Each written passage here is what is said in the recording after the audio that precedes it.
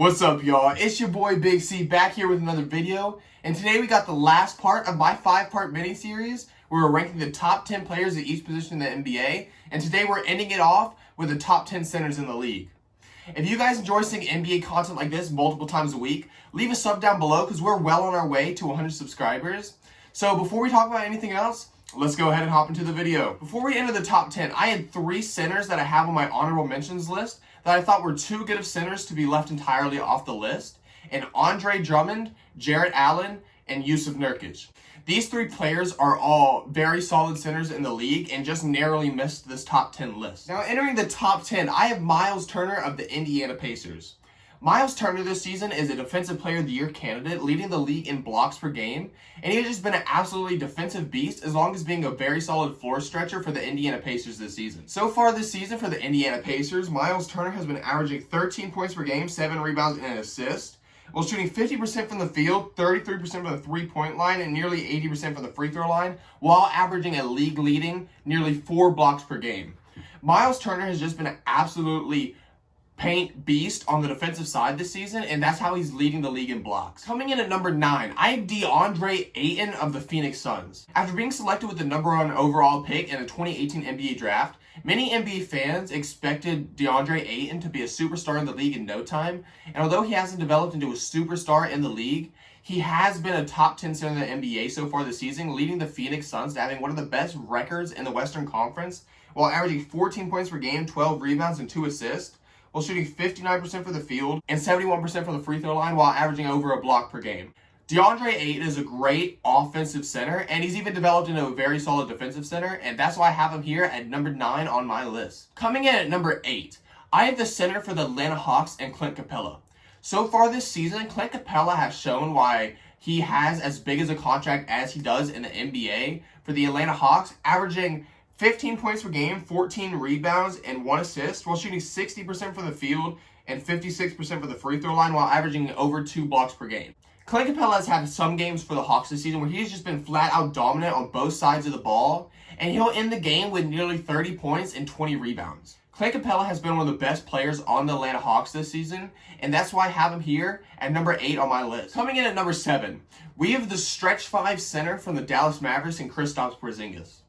Although Porzingis has missed a lot of games this season for the Dallas Mavericks, the game that he has played, although it hasn't been as solid as he was last season, he has still been a phenomenal scorer for the Dallas Mavericks. So far this season, Kristaps is averaging 21 points per game, 8 rebounds, and an assist, while shooting 47% from the field, 35% for the three-point line, and 86% for the free throw line, while averaging 2 blocks per game. Kristaps Porzingis, at over 7 foot, is both a very solid 3-point shooter and a very solid paint scorer, along with being around an above-average defender in the NBA at the center position. And next to Luka Doncic, every night, these two have the potential to do some severe damage to whatever team they're playing. Coming in at number 6, I have the center from the Orlando Magic and Nikola Vucevic. This season, Nikola Vucevic has 100% been the best player on the Orlando Magic, and that's why he got the All-Star game for the Eastern Conference Reserves this season, averaging 24 points per game, 12 rebounds, and 4 assists, while shooting 48% for the field, over 40% for the three-point line, and 84% for the free throw line, while averaging over a block per game. Vucevic is one of the most talented offensive centers we have in the game right now,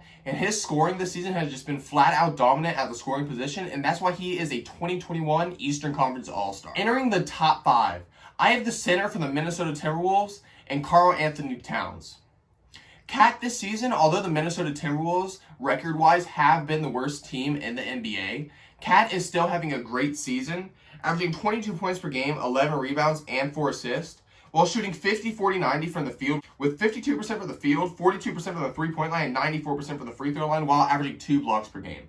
Although Cat missed a lot of games this season when he had coronavirus, Cat is still one of the best centers in the NBA, and that is why I have him here at number 5. At number 4, I have the center who started off the season looking like the most improved player for the Houston Rockets this season, although he has missed a lot of games so far this season and didn't end up making the All-Star game, and Christian Wood.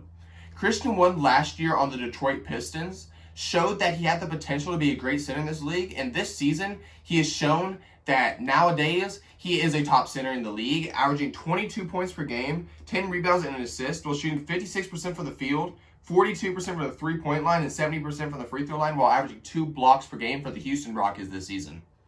Christian Wood is well worth the contract he got in the offseason, and now it's looking like one of the best contracts in the NBA. And I expect Christian Wood, once he's back, to continue to get better in his role as the starting center for the Houston Rockets. Entering the top 3, I have Bam Adebayo of the Miami Heat.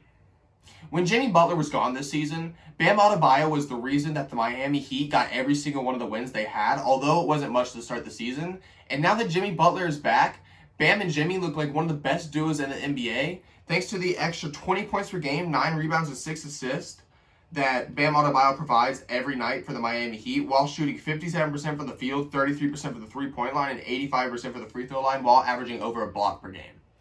Bam, as well as being this very solid offensive center in the NBA, is one of the best defensive centers in the NBA, and at only 6'9", he is an extremely dominant center considering his size. Coming in at number 2, we have the probable defensive player of the year for this year of the Utah Jazz and Rudy Gobert. Rudy Gobert is already a 2-time Defensive Player of the Year award winner, and it looks like he'll end up adding another one to his trophy case at the end of this season. This season, along with having the league's best record for the Utah Jazz, Rudy Gobert is also averaging 14 points per game, 14 rebounds per game, and an assist per game, while shooting 64% from the field and 58% from the free throw line, while averaging 3 blocks per game. Rudy Gobert is very easily the best defensive center in the NBA and is probably one of the best defensive centers of all time. Like I said earlier, Rudy Gobert will most likely walk away with another Defensive Player of the Year award after the season, as well as maybe being the best team in the Western Conference if the Utah Jazz can keep up the spectacular play that they've had thus far this season. Coming in at number 1, I had to put 2 centers here of the Philadelphia 76ers, Joel Embiid, and Nikola Jokic of the Denver Nuggets. Over the past multiple years, people have been debating over who is the best center in the NBA between Nikola Jokic and Joel Embiid, and since both these players are having the best seasons of their career, I still don't know if we have a definitive answer over who is the best center in the NBA at this moment, and that's why I'm putting them at 1A and 1B. Coming in at 1B, I have Nikola Jokic of the Denver Nuggets. Nikola Jokic is the best passing big man that we've ever seen, as well as having a career year when it comes to scoring. Nikola Jokic is nearly averaging a triple-double for the Denver Nuggets this season, averaging 27 points per game, 11 rebounds, and 9 assists, while nearly shooting 50-40-90 from the field, with 56% from the field, 40% for the three-point line, and 87% for the free throw line.